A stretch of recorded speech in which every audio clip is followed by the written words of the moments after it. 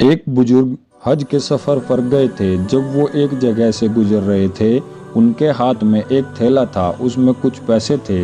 अचानक एक चोर उनके हाथ से थैला छीनकर भाग गया। जब चोर काफ़ी दूर निकल गया, तब अचानक उसकी आंखों की रोशनी खत्म हो गई। आंखों की रोशनी जाते देख उस चोर ने रोना शुरू कर दिया।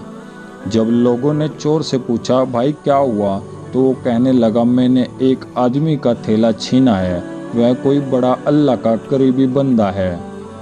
मेरी आंखों की रोशनी चली गई। खुदा के लिए मुझे उसके पास पहुंचा दो ताकि मैं उससे माफ़ी मांग सकूं। जब लोगों ने पूछा कि यह किस्सा कहाँ पेश आया, तो कहने लगा, फला नाई की दुकान के करीब पेश आया।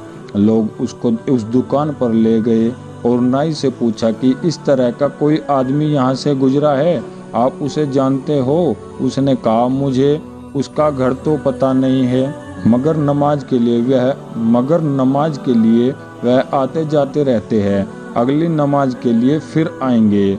ये लोग इंतजार में बैठ गए। वह बुजुर्ग अपने वक्त पर तशरीफ लाए। लोग उस चोर को उनके पास ले गए तो उस चोर ने जाकर उनके हाथ पांव पकड़ लिए कि मुझसे गलती हो गई, गुनाह हो गया, नादिम हूँ, शर्मिंदा हूँ, मेरी आंखों की रोशनी छिन गई। आप अपने पैसे वापस ले लीजिए और मुझे माफ़ कर दीजिए ताकि अल्लाह ताला मेरी आंखें ठीक कर दे। वह बुजुर्ग कहने लगे कि मैंने तो तुझे पहले ही माफ़ कर दिया है। यह सुनकर चोर बड़ा हैरान हुआ।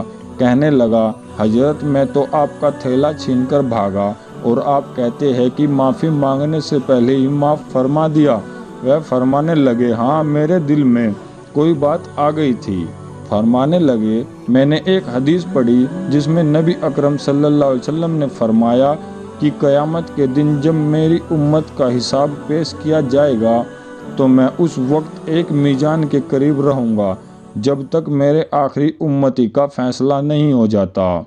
मेरे दिल में यह बात आई कि अगर मैंने इस चोर को माफ़ नहीं किया तो क़यामत के दिन यह मुकदमा पेश होगा और जितनी देर मेरे मुकदमे का फ़ैसला होने में लगेगी, अल्लाह के नबी अलैहिस्सलाम को उतनी देर जन्नत से बाहर रहना पड़ेगा। इसलिए मैंने माफ़ कर दिया कि ना तो मुकदमा पेश होगा, ना ही मेरे महबूब को जन्नत में जाने में देर लगेगी।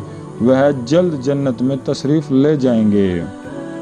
प्यारे दोस्तों, अगर आप लोगों को हमारी यह वीडियो पसंद आई हो और अगर आप इस वीडियो से कुछ इल्म हासिल करना चाहते हो तो शेयर बटन को दबाने के कृपया करें।